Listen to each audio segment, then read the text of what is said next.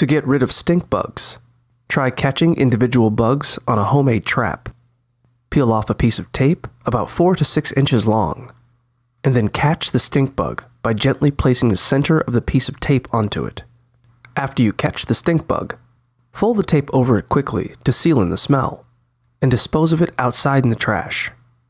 If you need to get rid of multiple stink bugs, carefully sweep them into a dustpan with a broom, or spray them down with a mixture of 1 part dish soap, 2 parts white vinegar, and 4 parts water.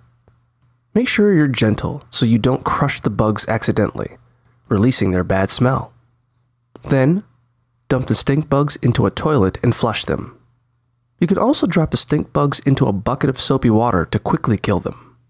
If you know where stink bugs come in, such as a crack, you can place sticky insect traps to trap the bugs when you're not around.